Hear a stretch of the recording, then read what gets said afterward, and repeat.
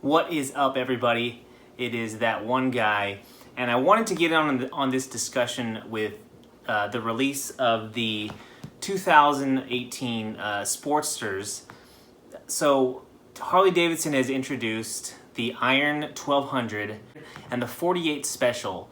So for the 48 Special, you're not going to have to fork out any more money than you would for a regular 48. But for the Iron Special, you're going to end up paying $1,000 more. Being a fan of the Iron 883, which is a bike that I've owned before, paying an extra $1,000 for, they've got the fairing, the extra fairing up front.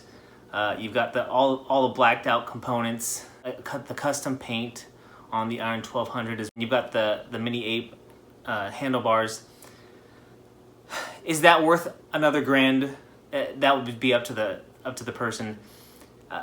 The Iron already is a really customizable bike, but you're also getting the 1200cc engine as opposed to the 883. So again, it's kind of a toss-up. This is definitely a reach out to the younger generation, and there's been a lot of talk too lately on YouTube with some of my favorite moto vloggers about if millennials are destroying Harley-Davidson. And to me, kind of approached it in the wrong way. Millennials aren't killing Harley-Davidson.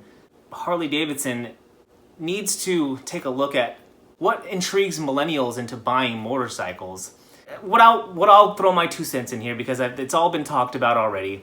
But my 2 cents here is, for me, having 2 new Sportster models, essentially, with the 48 Special and the Iron 1200, it was something that was easy for Harley to do because they already, basically they're just taking the tank, repainting it, and putting the 48 engine on an Iron, or the 48 or the Roadster engine on an Iron. So not a lot of work for them to do to kind of push this out and say, look what we did. To me, I'd actually really like to see like a special edition Iron, or a special edition Roadster, or special edition 48, because I myself have owned a couple of special edition models of the Iron 883 and the Sportster. I had the 883R, and that really drew me to Harley-Davidson. Those were my first 2 Harleys, and those 2 bikes, they caught my eye, and it was something that was different and something that was unique. They didn't look like every other Harley that was on the road, and I know that is partially what they're going for here, but we'll see if it works, because again, it's saying their slogan, old school meets new school. For people that they're trying to bring in, this is where I think that maybe this is less of trying to bring millennials in and more of trying to keep people who are maybe were on the fence about maybe where Harley was going with Project Livewire, and trying to reach out to a younger generation, kind of how the Fat Bob, people weren't really excited about the way the 2018 Fat Bob looked. So this is more of a let's throw it back and see if, and they're just reaching out, trying to see what might work. And for them, this is an easy thing to do because, like I said, they're just they've already got the frame, they've thrown some paint on the tank, and just mixed and matched a bunch of stuff. So for them, I can't imagine that this is that much out of pocket just to see if it might work. One of the things, though, that did intrigue me, and it's something that I'm not sure, it looks like it might have been going on for a while, but I didn't know about until it was part of this push on the Harley-Davidson website. And I'll throw a link down here to Harley-Davidson, the Freedom Promise. Now, essentially what they're saying is that if you buy any Sportster model or any of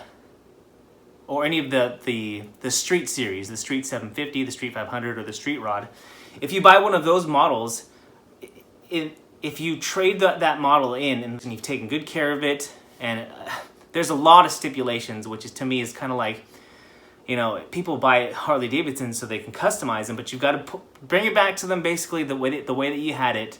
Obviously you're going to have regular wear and tear, and they're going to be the ones that judge whether or not it's in the shape that it should be in for them to offer this to you. But if you bring your bike back, they will give you what you paid for it, minus all the fees. You will get the price of your bike when you bought it towards a trade-in for a new model. That intrigues me more than the Sportsters, these new Sportster models, this Freedom Promise that Harley-Davidson is throwing out there.